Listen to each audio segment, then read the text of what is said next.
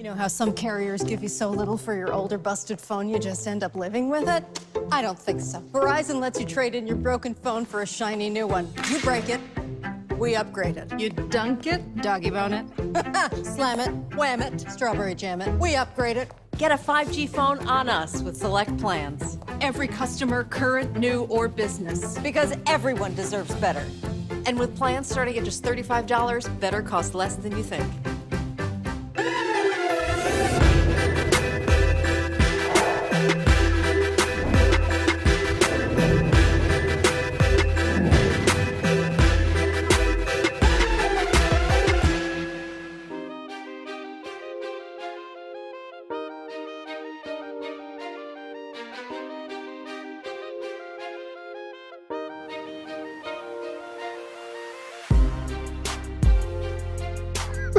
So before the interview started, we talking about I cannot stand ash. So Glynn goes, he said, I knew something told me.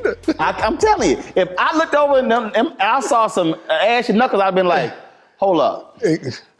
Get that bottle out of my bag right now. My wife won't let, she knew I was coming on the interview. Next thing I know, there was a travel bottle of Nivea. Hey, dog. Sitting right on the dresser. Okay, I got the message. Bruh. Yeah, I am. Okay, is this good? Can I go? You good. Can I go now? Yeah, go ahead. Can you write? We call them ash check. It's an ash. Not ass check. Not an ass check. An ash check. Okay. That's right. Checked. You can't. I'm look. checked. My nieces, my wife. Right. I don't even care what y'all wearing.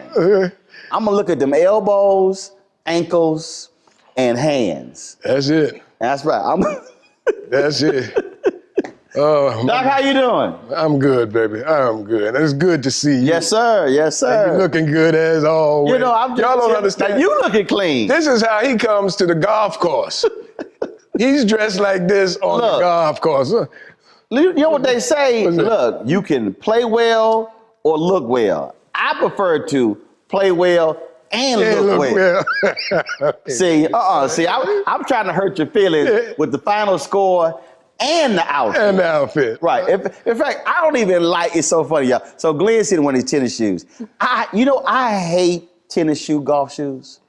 Right. You want to look like tennis shoes? Look like tennis shoes. I prefer the old school classic. I mean, where they leather shoe. Where they look with a cleat. Look like dress. I do. It's just something, and it's hard to find them. I know. It's hard to find nowadays. Because there's something about. I'm telling you, I'm sitting there watching you, and you got the hat. You know, you got the suit. But I was like, Glynn, I can't wear tennis shoes with a suit. Well, this ain't just any tennis shoe.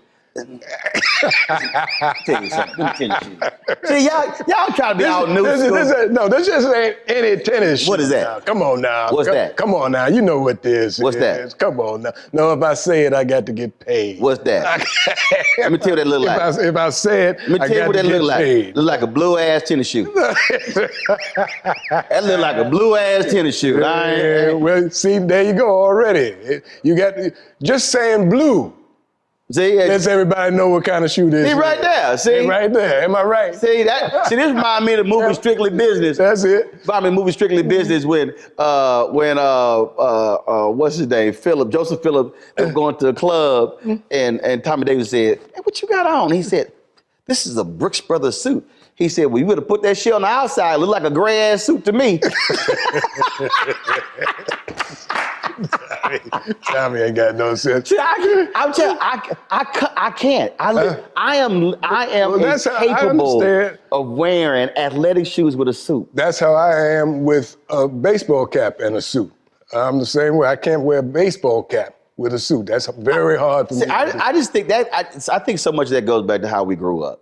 So you grew up East Coast. I'm New York. See, you can't. That's right. You can't come in here looking crazy. No, see, that's the thing I explain about black people. We may not grow up with a lot of money, but we gonna look clean. For sure. That was something. What was for you? Was that? Family and friends. You didn't play. Hey, I was ironing my clothes at 9 and 10 years old. Starch. That's it. Yeah, are you kidding? Hold up, and you. Argo. Come on, see, everybody don't understand creases. See what I'm saying? See, Don't know how to line it up. no. Got to know how to line it up. I was doing that at 9 and 10 And years then if old. you didn't line it up right, we gonna iron out the crease that the with the old water, crease. with the water, you gotta hit them. Come on, You gotta hit it with that water. See, see right there. What was that? What move was that? Y'all know that move.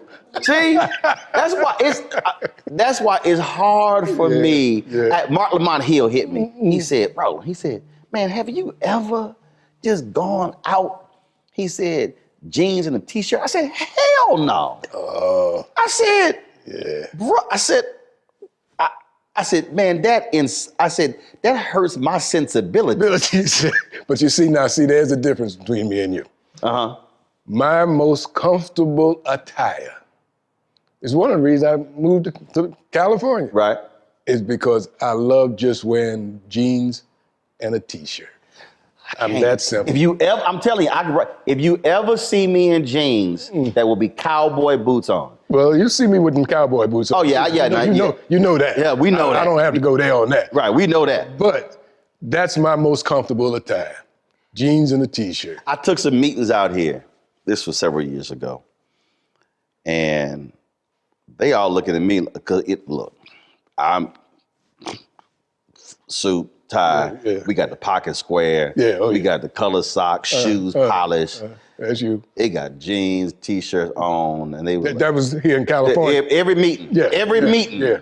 And I'm sitting there going, and they looking at me like, y'all dressed up. I'm looking at them going, this ain't dressed up. Dressed up. I ain't got a hat. Right. This ain't dressed up. You didn't have a tie? Did you have a tie? No, I had a tie. You had a tie. But it wasn't like. You didn't have the bar. You didn't have a tie. Right. Bar. See, I didn't even put on I just had the iWatch. Yeah, see. I didn't even put on the dress watch. Right. I understand. I see. There's somebody watching right now ain't got no idea what the hell we talking about.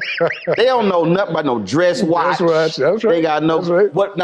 What two things do really, Glenn, irk me, and being from New York, I wanted this irks you. When you see a dude with some unpolished shoes. Oh no.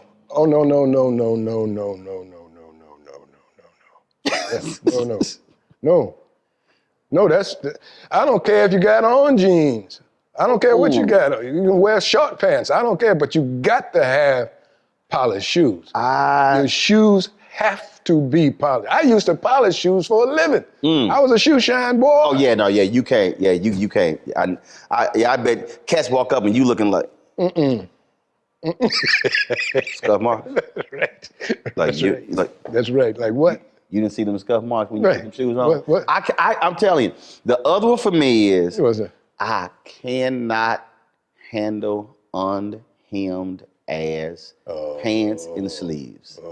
I was in Chicago. I was in New York. We were walking down the street, and these young brothers came my way. Let me holler at y'all. Because see, I will give you leeway if you under 18, because you're still growing. Okay, so we all know, mom and dad are gonna buy you that extra large ass suit so you can grow into that suit. Right. I said, I get it. I said, let me holler at y'all. I said, man, how old are you? But he was 20. I said, bro, that's too much cloth at the bottom of you. I said, I need you either have a cuff or I said, you got to get them things hemmed. And then the sleeve, if that sleeve hit the middle of your palm, wrong. You need to be slapped. I can't. Sorry. I would tell people. Yeah. Okay, now I'm gonna try this on it. Okay. Have you ever been shopping and you saw a brother about to buy an absolute whack outfit, and did you prevent him from? Did you say, brother, let me holler at you? You ever did that one, Glenn? No. Are you serious? No. Are you sick? No, I have not. No, I have not. But you've seen somebody about to buy something that I wouldn't buy, and you out of sense of brotherly love did not intervene. No, it's just that, to each his own.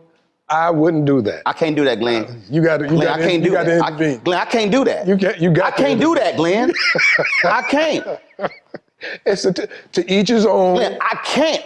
Maybe he sees something I don't see. As a black public service, I cannot do. I'm telling you. I was in the store and the woman was a clerk and this brother, and I was sitting, I'm trying to shop, and I'm trying to avoid my peripheral, and I was kind of like, shit don't go together. And I was like, and I'm trying to buy this tie, and I'm like, say, bro, let me I can't let you walk out the store with that. No, you just can't. Get your eyes. I said, I can't. I said, I can't. I said, look, she don't know what she's doing. I said, she just trying to get this safe. I said, I can't do this. But your best, she ain't looking out for your best. I said, I can't. I said, I can't have a bunch of women out there laughing at you when they see you walk into the church. I said, I can't. Can't do it. I said, bro, that don't go together. Yeah. I completely, I said, I need you to get rid of that. I need you to get rid of that. Oh, no. I said, this shirt, this tie, this jacket, pocket square. Bro, did he do it? Oh, hell yeah, he did. He did? Right. He was a brother. Uh-huh. We had Nordstrom's. White guy. I got a problem when women shop for men, which means that man ain't been trained right. And so we're in Nordstrom, and this dude probably, he was in his 30s or something. His mama. I'm like, your mama shopping for you? I'm trying to mind my business. See. And I overhear the conversation. And so, this is what you hear. I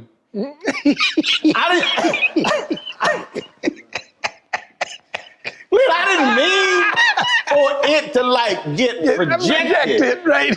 But he was thinking I was watching, and I went, and he heard it. He said,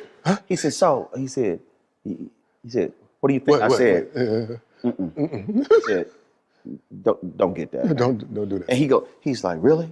He's like, well, my mom, I said, let me ask you a question. Your mom ever make any men's best dress list? He says, no. I said, I have. Put that shit down. You need to get that. See. I said, but don't walk out there with that damn outfit right there. I said, I don't care what your mama say. That does not look good. Like, oh, man, she overheard. She bought the look on. She was hot. I was like, don't listen to your mama. Buy that tie. I'm telling you right now. I just couldn't. But here, I can't. Hey. Well, you see, you are one of our major custodians of style. That just comes with being who you are. Everybody expects that of you. You see what I'm saying? Now, I might have got cussed out. See, but nobody gonna cuss you out because you know what you're talking about. I need help. I ain't gonna lie. Every once in a while, my wife will say, no. Oh, no. No, don't go out there with really? that. Oh, yeah. Oh. Yeah, every once in a while. My wife got. No, she is. My wife has absolutely zero input. No. And I appreciate the help. I appreciate the help. I can't. In fact, she comes to me. We went on a cruise, true story. I know y'all probably like, when they gonna get to Glenn's career? We gonna get there. But he can't come here looking all clean and everything. Glenn, straight up, we shopping, so we go on a cruise. So we sitting in the store. Doc, now, this is me. Yeah. She trying clothes out. Right. Yeah. Do that. Yeah. So the sales clerk, she come over here with some stuff. I said, I'm sorry. Did I ask you to pick out anything? No. Your job is to take back what we don't get. I don't need your help with any clothing selection. I said, my daddy had me, my brother, and my sister go to the store and purchase clothes for my mama for Mother's Day and her birthday. I said, I was raised on patterns, colors. I said, on what looks good. I don't need your help. I need you to take that stack back. We keeping those outfits. Yeah, now that outfit look good. Go ahead. That one, yeah. Right. Wife ain't saying nothing. She's like, I'm like, baby, I don't need your help. I just need to go home. I take that stuff. That's it. Because they think we don't know what we doing. Because they run up on way too many men who walk in the store, like, you look good. Cause see, I had a black man who was like, son. Mm-hmm. He wouldn't let me walk. He wouldn't let me walk out the house when it was in style where you had penny loafers and no socks. He said, no, your ass ain't walk out the house with no socks on. No, you got to put socks on. So we put the socks on and we took them off. We got in the car. We went, but he was like, your ass ain't walk out the damn house with no socks on. Oh, and a belt. We literally had a sock check, a belt check. He looked over the whole lot. Yeah, we can go to church now. Oh yeah. See, so that's hey, that's in your DNA. That's how I was raised. And Glenn, one of the greatest moments ever in my life was taking my dad shopping for Father's Day. The role reversed. I picked everything out. We in the store. And so I was like, he's like, oh, the blazers good. I said, blazers look good. Okay, this combination shirt. So the sales dude, I said, I need you to go get that tie off that mannequin across. He said, that's not gonna match. I said, I did not ask your opinion. I said, go get that tie. So he brings it back. I put it with the shirt. I said, do you see how that color in the stripe in the jacket, it got pulled out? I see your ass didn't see that. I did. So so here's my daddy standing there watching me put the jacket, the shirt, the tie, the pocket square, and the cufflinks together. And he looking like a proud dad, like, that's exactly what I was doing. See? So he saw the fruits of his labor. That's beautiful, baby. It was too much fun. Well, that's what I said, baby. You the man. We in your wheelhouse. You know how some carriers give you so little for your older busted phone you just end up living with it? I don't think so. Verizon lets you trade in your broken phone for a shiny new one. You break it, we upgrade it. You dunk it, doggy bone it. Slam it, wham it, strawberry jam it. We upgrade it. Get a 5G phone on us with select plans. Every customer, current, new, or business. Because everyone deserves better. And with plans starting at just $35, better costs less than you think.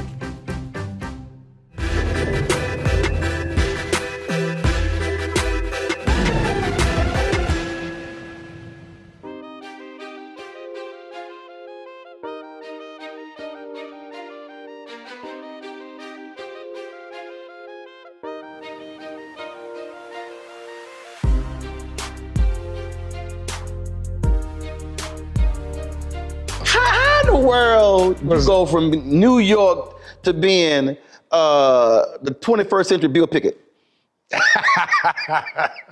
Really? You ain't like you grew up in Birmingham, somewhere in Georgia. No. I was talking to somebody, said, man, they said the cowboy. They said, all the Hollywood cowboys, Glenn. I said, Glenn has from New York City. Harlem, New York City. Harlem. Ain't no manure nowhere in Harlem. How that happen? Well, hey, baby, you know, the short answer is because I wanted to. You know, I wanted to be a cowboy, you know, ever since I was knee-high, you know. And I used to play hooky, go to the stables down there on 60-something Street in Central Park, right off of Central Park, and shovel manure. And the man would let me ride his horse. I clean up them stalls. And I just always wanted to know, hey, I'm gonna fast forward. You're a lucky man, you grew up with your father who instilled a lot of stuff in you. I didn't know my father coming up. Later, I got to know my father after I became a young man, 19, 20. And started learning about that side of the family, his side of the family. Come to find out, his father, my grandfather, who I never met, had horses and land, property. So that was in your DNA. It was in my DNA. He was a man from Georgia. The family, the land is still in the family. And it was in my DNA because, as you know, I've got the ranch and horses and all that, but I did all that before I knew that family tree line. So it all came kind of natural. What is it about, both of us love golf, we played together. Y'all gonna laugh, I had the music going. Glenn was like, we gotta turn that music down. Cause I can't have soft music. No. Yeah, well, no, well, yeah, see, but if there's a volume limit on the speaker. You got everybody out there like this, over the ball. Come on, but golf is rhythm. Come on now, Black. Come on, it's rhythm. But at some point, you got to focus on. You can't be listening to Luther. Oh, yes, you can. Because it's all about. First of all, it's also, you know. Part of the problem. See, this right here is part of the problem with the golfers. They sit there, you know. Yeah. They're like, you know, they're all rigid and everything, and they want to dress. See, we got to. You know, see, it's a whole different... The whole thing. It is the whole thing. You're right. It's a whole... So even if you don't make the shot, you look good. I mean, it makes sense. You know how we roll. This how we approach the ball. So, you know, you got to have a little... You got to have a little something with that. See, so, you know, if Frankie Beverly Mays playing or the OJs, right. I mean, it's a little hard to do all that without the music playing. Yeah. No, you're right. You're right about it. So what is it about the outdoors? So when you are, so what is it about it when you're riding, when you're out there? How does that make you feel? Oh man, that's the greatest feeling. I was just up in the hills and the mountains yesterday. I just came down because I had this interview with you. If it wasn't for this interview with you, I'd still be in the hills. My son and I took a ride yesterday. Dad, I found a new trail. I want to show it to you. I said, saddle them up. Let's go. And we hit the high country and just had a great time yesterday. See, I have not ridden in years. I met a sister, Glynn Turman's Golf Tournament. She owns a riding academy. Oh yeah. And she would be talking. I said, I have not ridden in years. Well, come on, man. But you just come in, do the thing, and then cut out. You know, I'm trying to get you to spend some time, man. Spend some time. Let me grab you and take you on up to the ranch, man. Put you on a horse. Okay, get you up into the mountains there where you can see. We'll do that. We'll absolutely do that next time because I'm back. No, we'll absolutely do that. See, I'll put on a day, I'll put on an extra day. Yeah, okay, but here's what you're gonna have to do though. You know you're gonna have to wear some jeans. But I told you that ain't a problem. Okay. Because I'm gonna have cowboy boots. All right, as long as you're up there, you ain't up there in that seersucker suit. Now, then again, I can wear some boots with a seersucker and still be clean riding that horse now. No. Can't take you nowhere. You don't know how to act. I mean, because that might have to be a picture on that horse now. So, it's gonna be the first time they say the first Negro in a seersucker pair of pants and some cowboy boots on top of a horse. I mean, if you want to rock it, it's you, baby. But I'll do it because I got about 15 pair of cowboy boots now. I'm native Texan now. All right, yeah, because you're from Houston, right? Born and raised. Yeah, all right. Born and raised. Yeah. Born and raised. All right. So how did you? So here you are. You're in Harlem, and then this love affair with horses. Where acting come from? Where did this? What happened? Acting came to me through a relationship my mother had with a wonderful, talented woman by the name of Lorraine Hansberry. Your mother knew her? Yes. Lorraine Hansberry wrote A Raisin in the Sun. Mm-hmm. And we had moved from Harlem to Greenwich Village in the 50s. And that's where she met Lorraine Hansberry and James Baldwin and Miles Davis and all. What'd your mother do? My mother, she was a postal worker.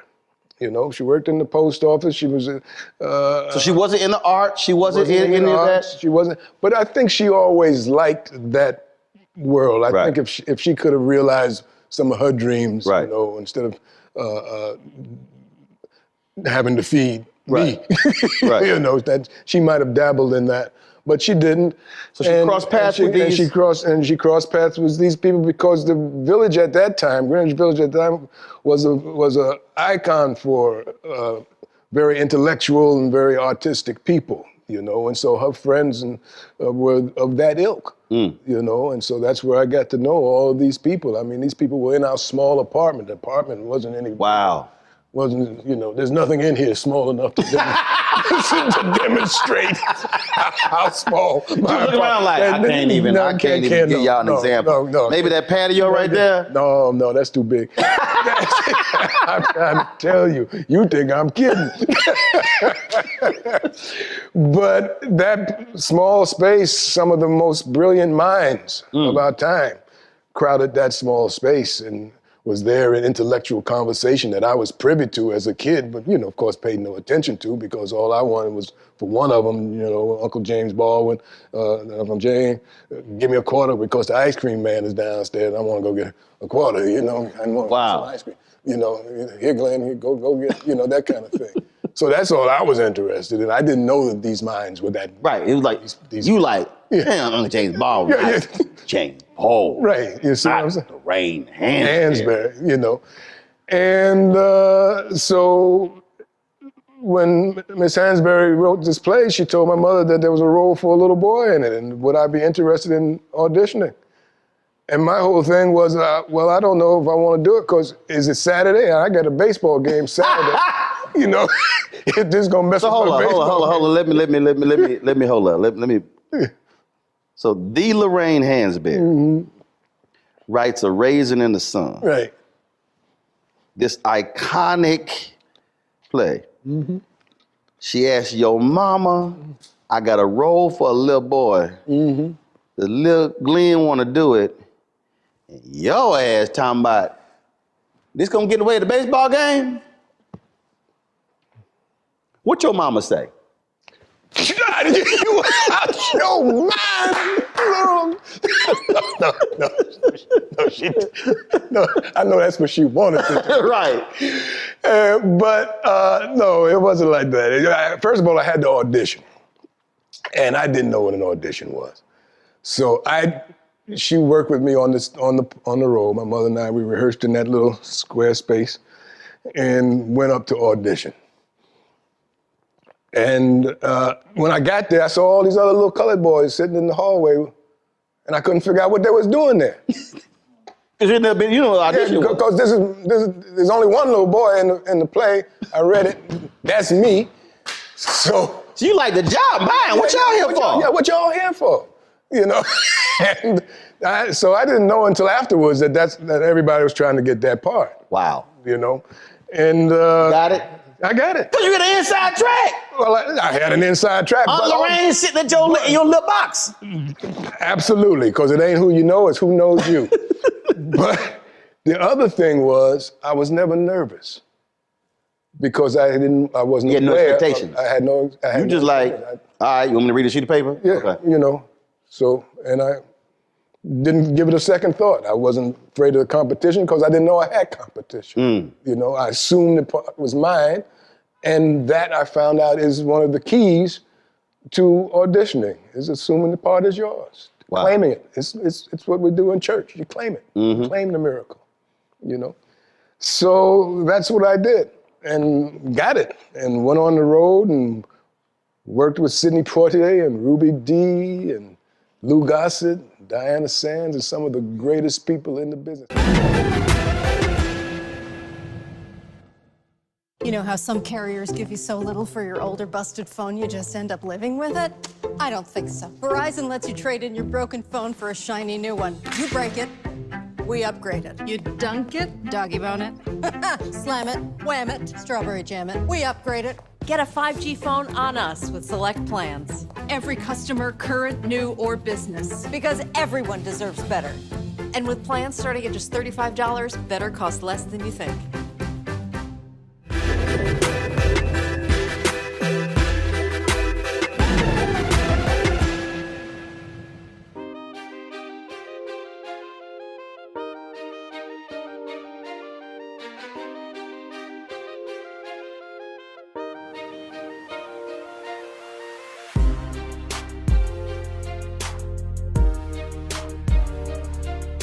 One of the great things about the business, people always talk about, you know, the fame and the glory and all that kind of stuff. But that's secondary to some of the other things of like who you get to meet. That's right. In this business. That's right. Where you get to go as a result of this business. You know, like meeting you and meeting, you know, Lorraine Hansberry or Diana Sands or Ruby Dee or Sidney Poitier. I met Dorothy Dandridge, you know, and Pearl Bailey, you know, and some of the greatest people that you ever met. Sammy Davis Jr., you know. Now, these are names that maybe some of your viewers don't even remember, you know. But we're talking about iconic people. But these are iconic people. And you're remembering just the conversations, just the fun, just not this the work, but just the stuff that's off screen. Yeah. Stuff. So my character's name in the play was Travis. And I hated that name in the play. If you all remember Raising the Sun, if any of your students, acting students have done, you know the character, the little boy's name is Travis. I thought that was the corniest name. I don't know why Miss Hansberry. You said I ain't never met no black Travis. I ain't never met no black Travis. That's exactly what I said. That's exactly. So I couldn't stand the name. So we doing the play, we rehearsing. And we all break for lunch. We go to lunch. And I'm hanging with the adults. And Sydney and Sidney Poitier, Ruby Dee, I think Ivan Dixon, and maybe it was Diana Sands, we all go up to a restaurant to have lunch. It's a loud restaurant, very loud.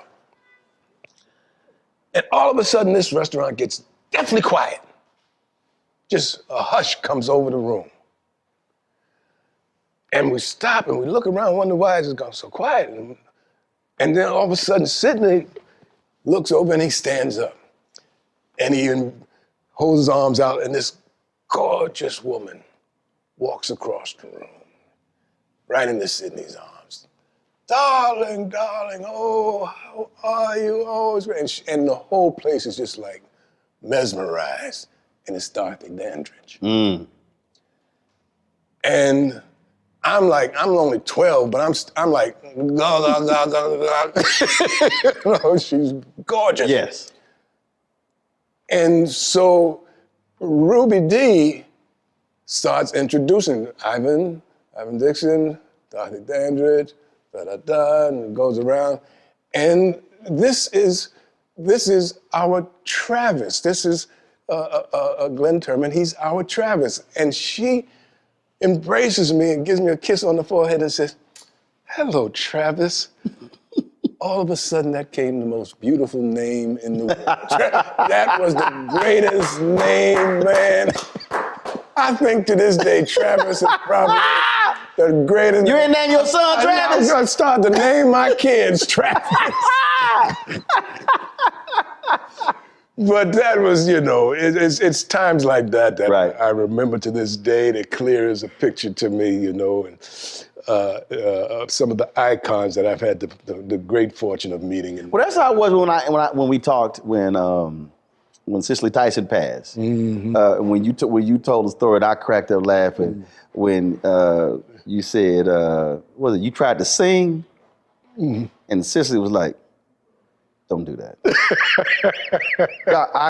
I hollered when you said, because you thought you would just. Oh yeah, you couldn't tell me. She went, don't do that.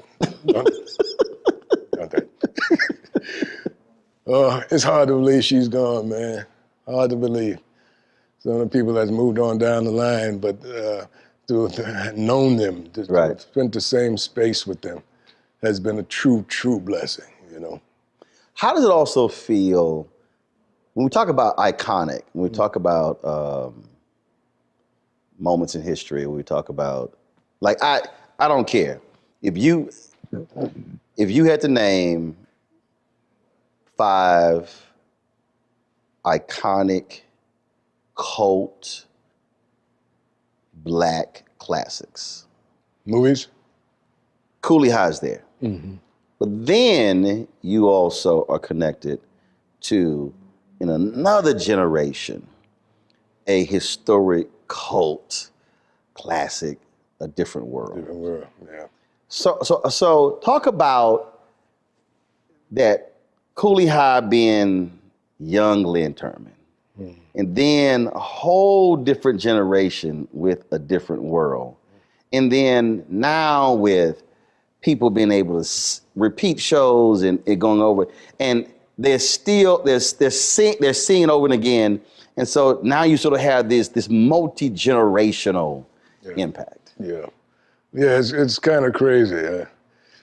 You know, the thing with Cooley High was, Cooley wasn't my first movie. I think my first movie that I had a featured role in was 5 on the Black Hand Side. Cooley High was a giant step in my career. Because, and this is how I knew. Now, I grew up, like I said, from Harlem, grew up in the West Village, but my mother had 2 sisters. And one of them stayed in Harlem, and the other moved to the projects, the Smith projects down in lower Manhattan. So I spent equal time pretty much in these households. And so part of my raising was in the projects as well. And I had been in a couple of TV things and so on and so forth over the years. So the kids in the neighborhood and the projects, they kind of knew that I'd kind of dabbled in showbiz. But when Cooley High came out, that weekend, there was a commotion in the hallway. Now, you know, the projects, you can hear everything, you know, everything echoes. And we heard all this commotion in the hall. And my aunt said, what is that noise? What are they rowdying? What's all that? Who's cutting up in the hallway? Went to open the door, and the entire floor was jam-packed. People all up and down the hall, all down the stairs and everything. Preach, preach, preach, we want your autograph. I said, what y'all talking about? Jimmy, nigga, what you want? What you doing here? All of a sudden, I had gone from this person they know, everybody knew me in the project, to this other person, to preach, you know, and to Cooley High. All of a sudden, the whole dynamic of my existence had changed as a result of that one film. What do you think it was? Because it told their story. Right. You know, and they knew their story, and it wasn't a lie. And I was representing, and those of us in the movie was representing their story.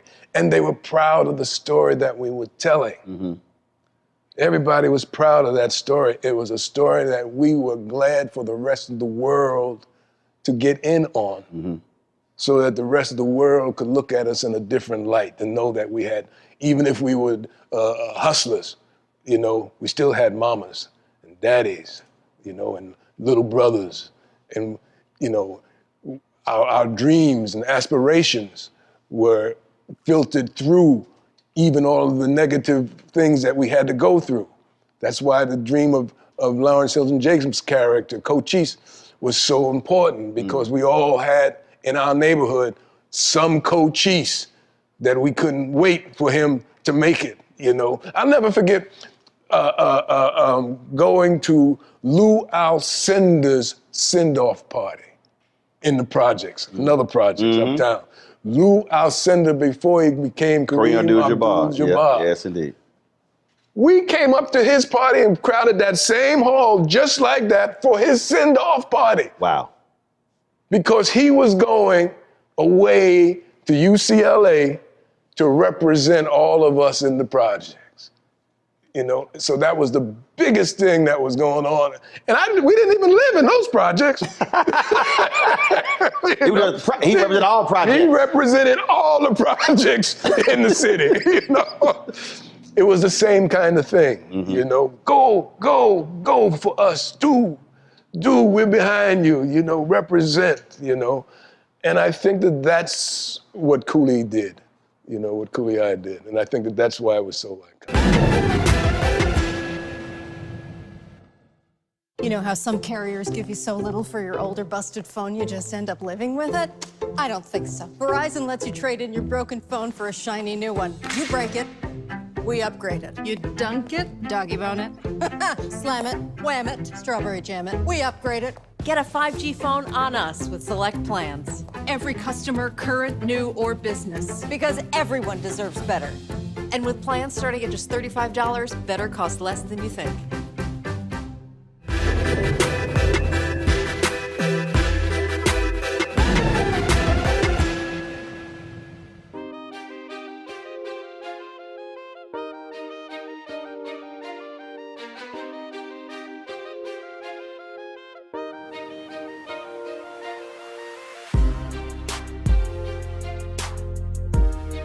So I have again, people who come on my show, that there are 5 movies that if they have not seen, they can't come back to do my, straight up. Really? I've had people come, if you ain't seen Coolie High or Car Wash, you cannot come back and do my show. Yeah.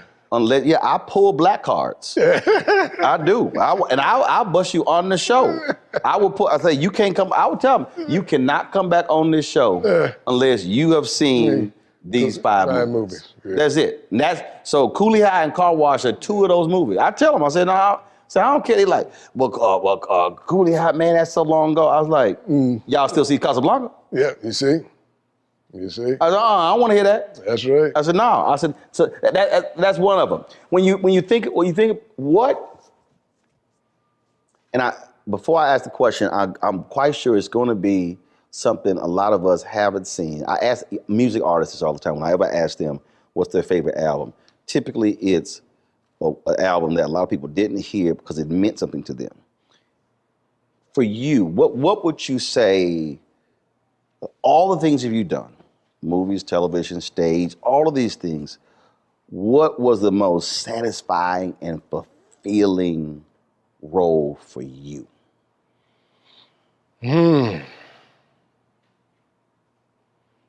Well, I've been blessed to have been a part of some wonderful, wonderful projects, bro.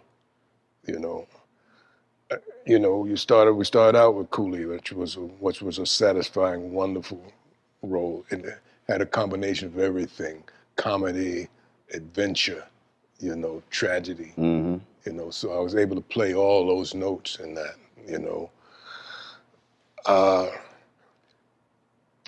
and of course, Ma Rainey's Black Bottom is a wonderful piece to be a part of for various reasons,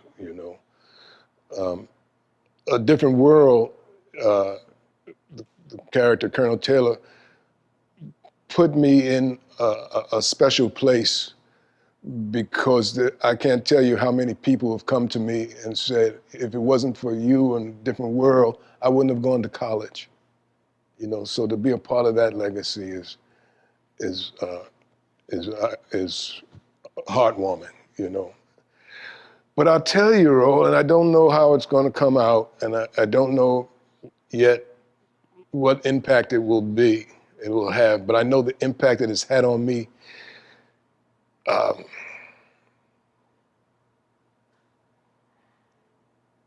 Playing a character named Mose Wright in a project that I just finished not too long ago. In a series called Women of the Movement. And the first series is about the Emmett Till story. And it's told from his mother's, Mamie Till Mobley, point of view. And I get to play Mose Wright, his uncle, who was responsible for him going down to Mississippi from where, and whose home he stayed in until he was dragged out of his home and defiled the way he was. I tell you, I don't remember of late or in some time a role that has impacted me the way playing and getting the opportunity and the honor to represent this man's story in telling this iconic story of our Black experience. We had 4 women directors that were just amazing, you know, and a script that is amazing, and I can't wait for your public to see this story. Please do not miss Women of the Movement. What would you say was the absolute most fun, just outlandishly fun? I think I know what it is. Wait. I'm gonna let you. I tell you what, I had a hell of a lot of fun doing. I mean, Cooley was, of course, fun. It always makes its way to the list of most things. But I did a movie with a dear friend of mine named Max Julian. Mm-hmm. And we did a movie called Thomasine and Bushrod. And I got to play a Jamaican or West Indian cowboy named Jomo. And Jomo was bad. You know, Jomo was a bad dude. And we had so much fun with Vanetta McGee, Max Julian, Jason Bernard. I just had a great time doing that film. I would say, again, outside looking in, character on House of Lies is Don Cheadle's daddy. Oh. You acted a fool on that show. They did not let you play the old black man. You like, now look, you were a little frisky. I got a little frisky. got a little frisky on that. House of Lies with Don, you know, Don is just great, and we had so much fun together, you know, and I was honored when he asked that, you know, they asked who he wanted to be his father, and he chose me to play the role, you know. And we just had a great time, you know. Kristen Bell, she's a sweetheart, you know, and a wonderful, wonderful cast, you know. And I got to direct all of the webisodes. They did several webisodes for that show, for Showtime. And I got to direct those, so that's always, you know, a nice bonus thrown into the cake, because that's what I do as well, you know. What have you not done that you would want to do? I'm working on my Western. I haven't done my Western. I'm working on that. Really? Yeah. Now we got... We're getting close to it, too. So it's a Western. It's a Western. It's a good old-fashioned Western. Because we got, you know, sitting on the other side of that wall, Mr. Posse over there. So, but you said my Western. What's unique about your Western? My Western is steeped in things that they not necessarily do anymore. In other words, John Ford, great director. One of the major characters that was always in the John Ford movie, along with, you know, John Wayne and, you know, Ben Johnson and all those other iconic guys. One of the stars of their shows was the backdrop. Yep. The scenery. The scenery. Yep. Was the life on the range, was the dust, was the wind, you know, was the grime, were the twisters and the tumbleweed and all the things that, you know, if you ever spend any time on the range, you've got to come to terms with.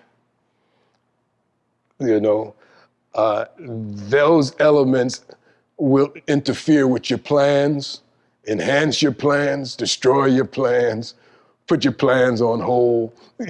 You know, you're at the mercy of the land. You're at the mercy of the land, you know, and that's grit.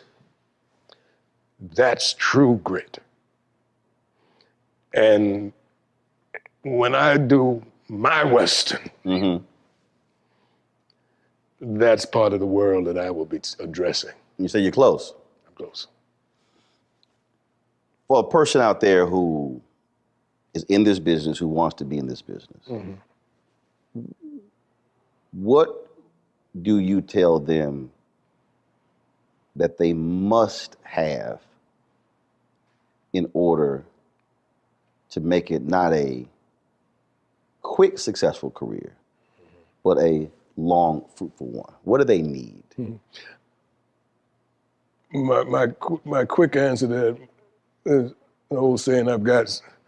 It goes, a lean dog runs a long race. But all I mean by that is try and carry as little baggage as possible. Especially up here. Don't give yourself any unnecessary baggage. Because, first of all, you never know when opportunity will present itself. So you've got to stay ready to keep from having to get ready. And if you've got to... Right. It's clutter. Okay, get all that clutter out of the way. It's hoarding. The chance is gone. It's hoarding. It's hoarding. See, I tell people, I'm not a sky cab. I don't carry luggage. Yeah, see.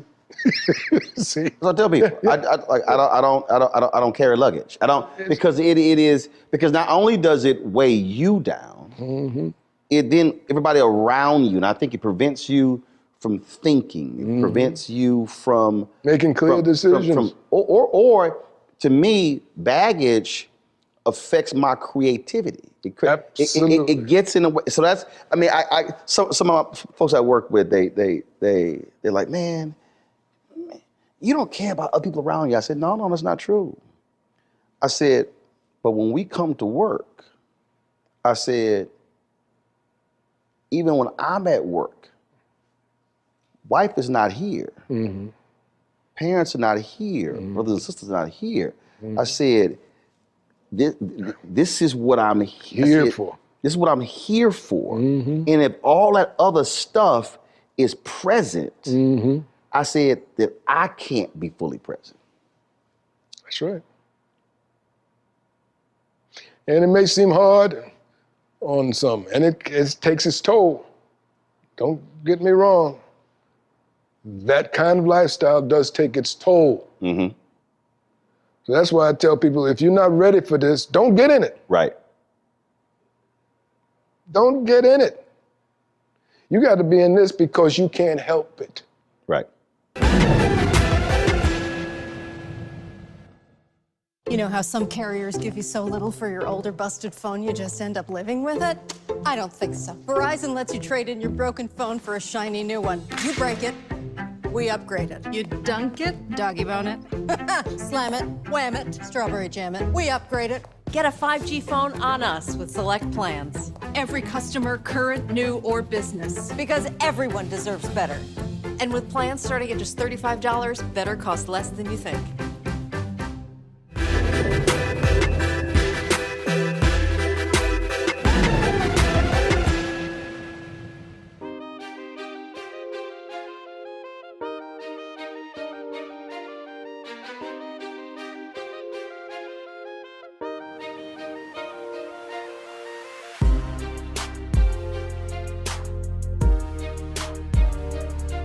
Tashina Arnold said after Martin ended, she said it was another decade before she got another sitcom.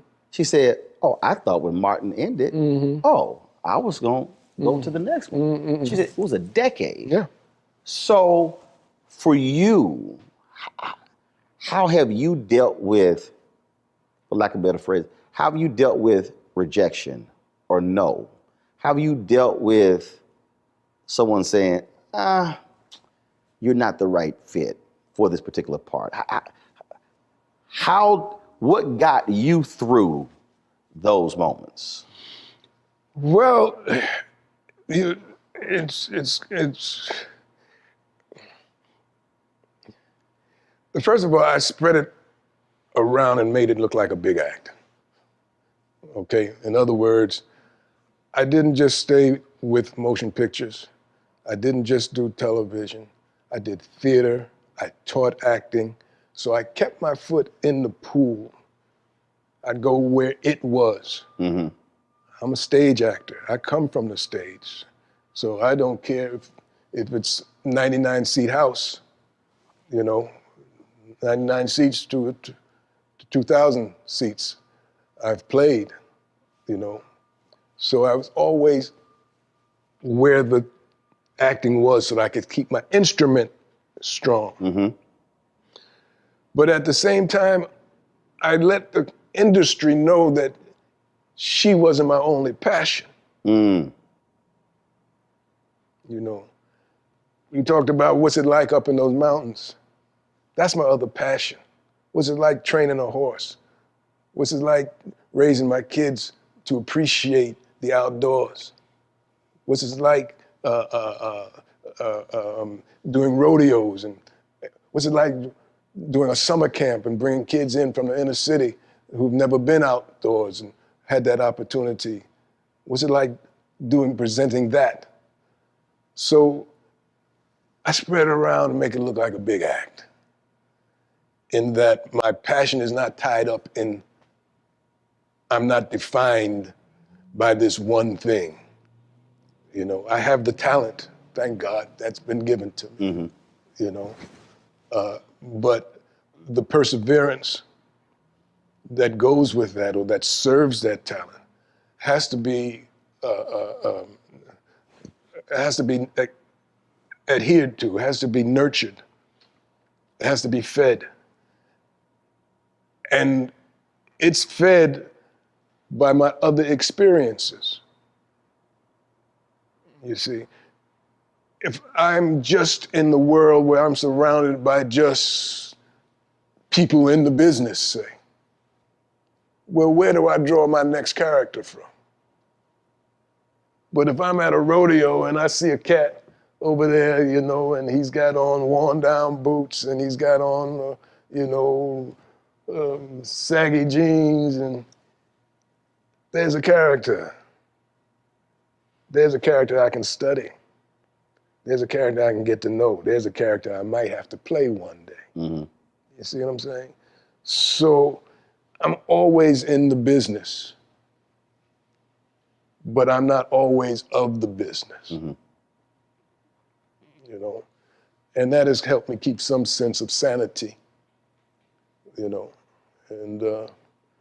I guess that's as good an answer as I can give to that question. How'd you meet Aretha Franklin? Aretha and I met as a result of a friend of mine named Ben Vereen, whom uber talented. You got that right. Who went to high school. He and I went to Performing Arts High School together. The Performing Arts High School is now called LaGuardia. Back in the day, it was on 46th Street. And Ben and I went there. And we remain friends to this day. And he was performing at a benefit for Jacqueline Onassis at the Mark Taper Forum here in LA. And asked me if what you doing? I got a show tonight. Let's do it. We roll. And while he was preparing in his dressing room, I stepped out and there was a young man standing near the stairway, and he recognized me. He said, "Oh, Glynn Turman." And he said, I said, "Yeah, how you doing?" He says, "Oh, my mother just loves you."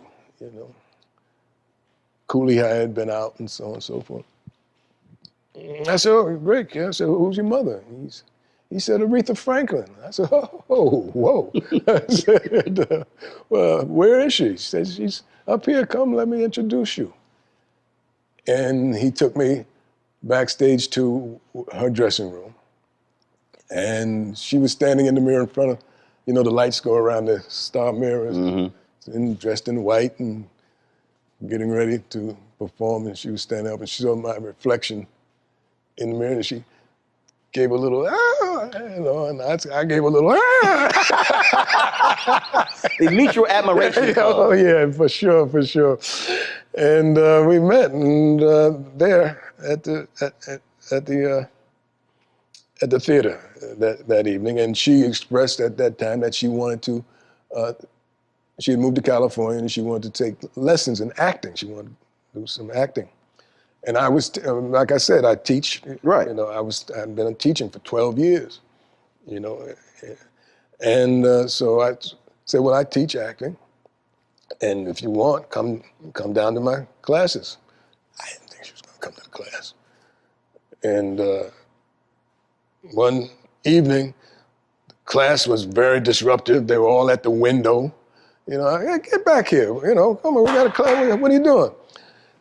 A limousine just pulled up. A lady got out in a fur coat. I said, could this be? And sure enough, she walked into the class. And my first reaction was, you're late. And you told the queen she was late. She was. You wouldn't let her know I'm a teacher. I'm serious. And I think that's what she came to find out. Was I serious? And I was. And so we became serious. Serious enough when you got married. That's as serious as it gets. The queen was special. We had a relationship. She was a news junkie. Mm-hmm. Mm-hmm. And man, she would text me. Mm-hmm. First of all, and she also was a night owl. My God. Mm-hmm. I'm in the bed, and mind you, I'm on live at 7 a.m. Mm-hmm.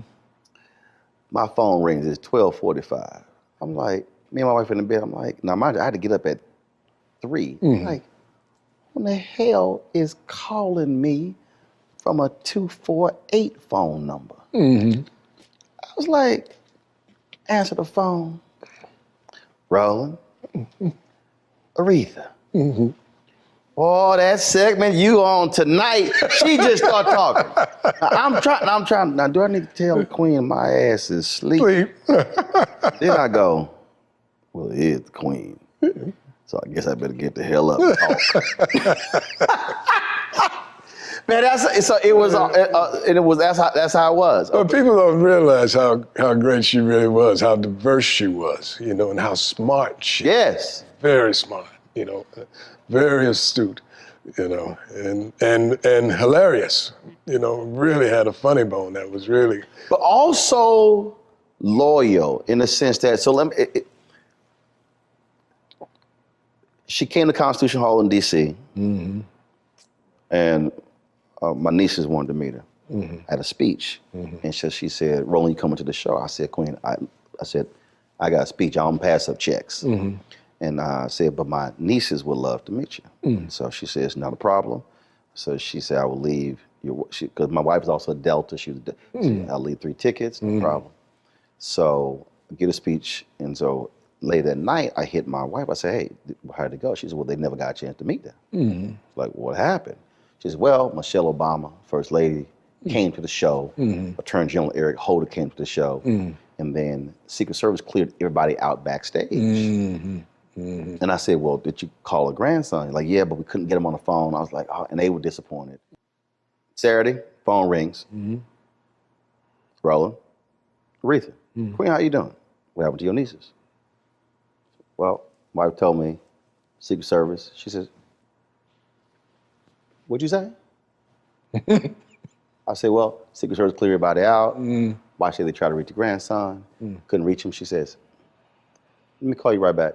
Mm-mm. Somebody in trouble. 10 minutes later, she come back. I was finished cussing out my grandson. Mm-hmm.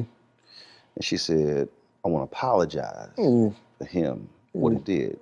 And I made clear to him, but I don't care if the First Lady or the Attorney General or the President of the United States comes to my show. If I tell you to take care of guests and I want to see them, you are to take care of them. And she said he should have answered his phone and he should have brought them back regardless of what the Secret Service had to say because it's my show. And that's that. That was the queen. That's that. I was like, Ro, wow. We're in London. And she's going to sing for the Queen Mother of London. And Lady Di, Princess Charles, and a jam-packed house.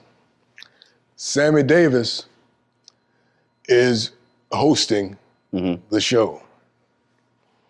Queen Mother is in the booth up there.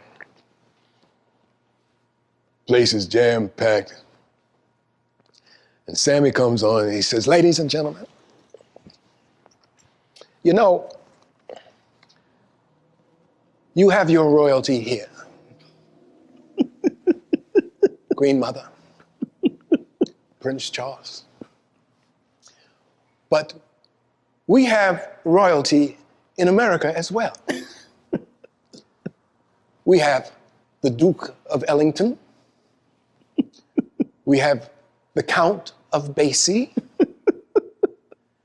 And ladies and gentlemen, we have the Queen of Soul. So Aretha brought the house down. Wow. That's how he introduced her. Wow. Brought the house down. The Queen Mother and everybody had to stand up. The Queen Mother had to stand. See,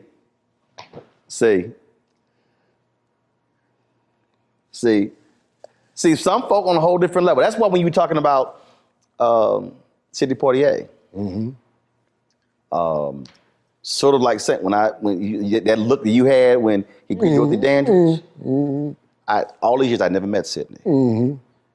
And then when they announced that he and Harry Belafonte were going to present at the Image Award, I called Harry and I said, I got to meet. I've never met Sidney Poitier.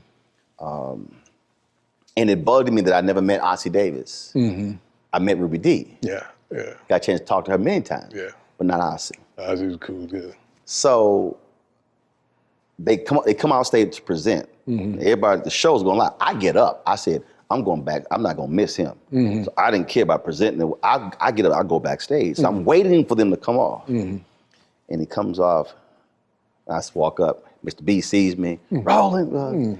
He introduced me to Sidney. And I said, Mr. Poitier, finally glad to meet you. No, we've met before. I'm like, no.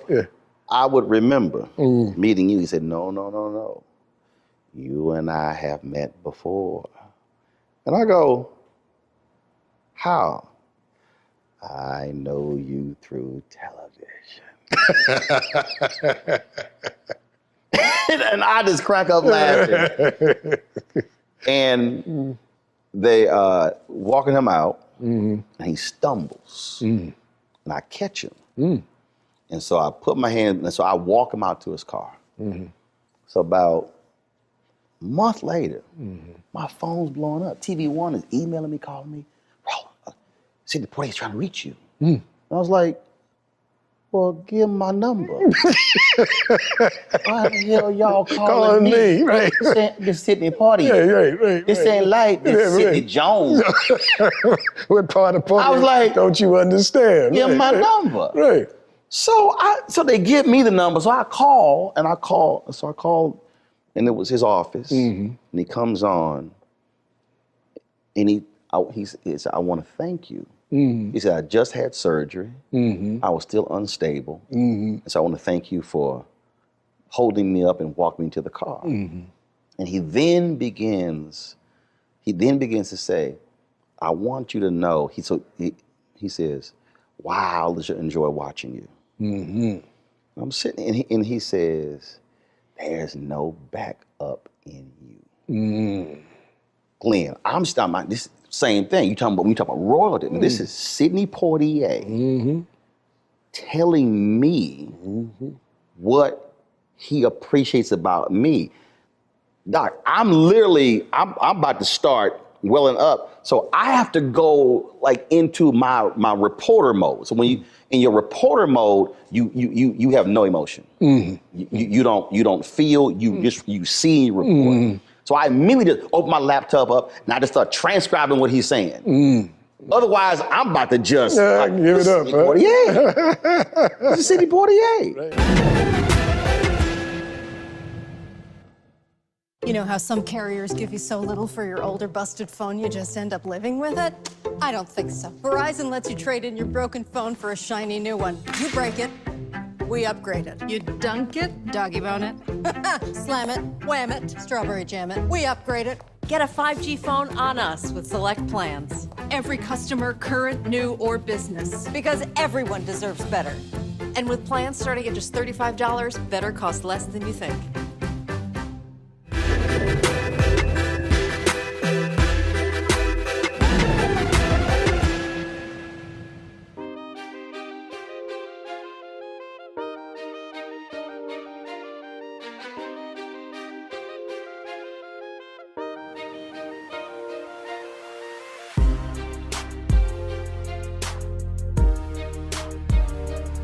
When you described going down that hallway in Cooley High, when you talked about people coming to you with college,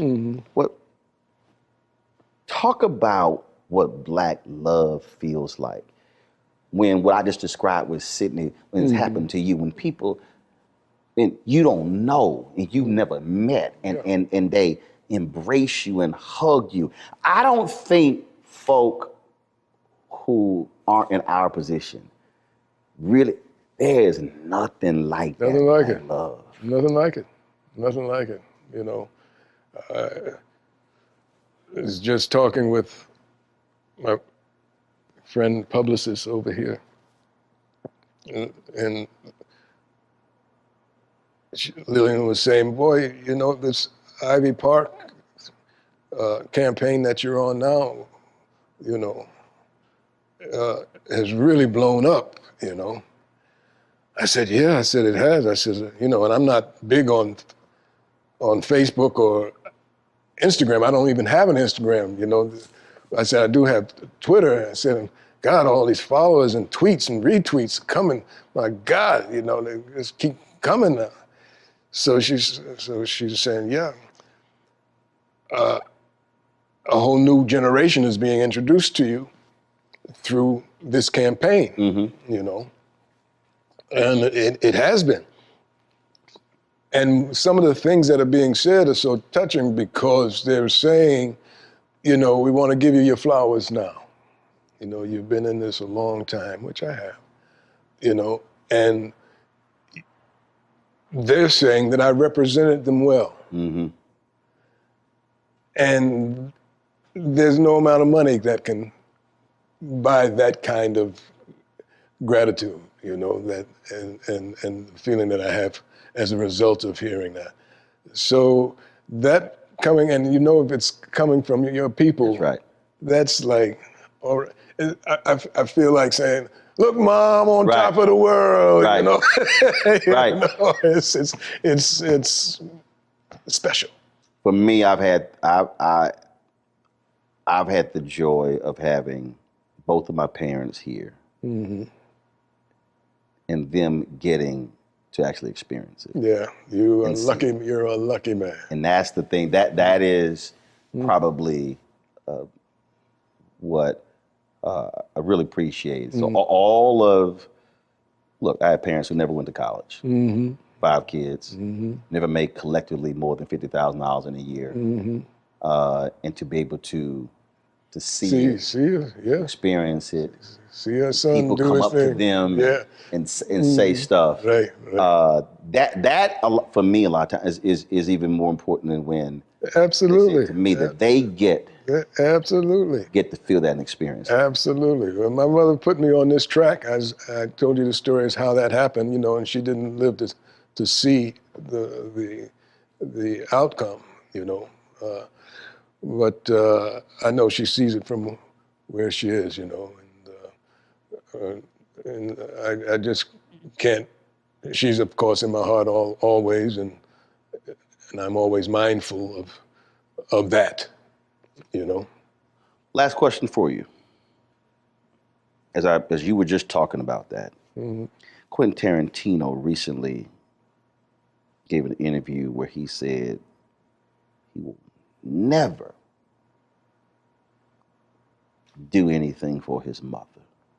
Never what? Never do, because... Anything for his father? For his mother. For his mother. Because when he was young, she said he would amount to nothing through his writing. And he said he yelled at her, and he said it was painful to him that his mother would say that. And he said, I would never, I think he said he bought her a house, but I would never do anything more for her with that. You talked about your mother and what sitting with her and going over those lines for your audition and what she introduced you to. As a final point, there's a parent who's watching, and that parent has other intentions for their children, but they don't fully embrace what that child is passionate and wants to do. Talk about just the value of a parent, not saying what Quentin's mother said, but a parent saying, baby, if that's what you want to do, I'm going to help you get there. How important is that? Well, I've been on a couple of ends of this, being a parent myself, grandparent, and having been a son. Now, like I said to Mom, I got a baseball game on Saturdays. You know, if it gets in the way of the baseball game, I can't do it. She explained that it could interfere with the baseball game. And you loved baseball. And I loved baseball. Jackie Robinson, don't forget, I'm from the Jackie Robinson generation. Everybody wanted to be Jackie Robinson. She said, you know, there's that actor that you like too, there's Sidney Poitier fellow that you like in the movies. You know, he's going to be in it. You know, I said, well, you know, I don't know, Mom. I said, we got, you know, with the PAL. You remember the PAL? I don't know if you remember PAL. I'm familiar with it. Police Athletic League. And so that was important to me. So she never said, you know, you got to go do this, blah, blah, but she made it attractive. She said, well, if this happens, we might get to go on a train and travel some other places. Now, I also was very curious kid and wanted to travel. You know, that was a passion of mine as well. So she found a way to influence or point out what could be the beneficiary. Expanded your horizon of the opportunity. Exactly. And I also knew that we were in dire straits in terms of financially, you know, that things were not as stable as hopefully they could have been. And that there was this element attached. So for a parent to know how to present a situation, an opportunity to your child, you know, is very important as to how you approach that, you know. And the one thing you can't do, and I learned this, is you can't want something for someone more than they want it for themselves. That's right. They've got to want it. They've got to want it. You know, that can be a dire mistake, you know. So in presenting the things that the opportunities that I liked, you know, oh yeah, get to travel. And that was one of the high points of the whole thing for me, was going on the train, got to go to Chicago, got to go to New Hampshire, got to go to Philadelphia, you know, and that whole thing, and looking out the window and seeing the country go by and the whole thing. These are things that I still remember. You've certainly have had your dreams come true, and maybe a little bit more than that. So whether it's acting, whether it's being a cowboy, whether it's being a big-time golfer, I've enjoyed it. Glynn Turman, I appreciate it.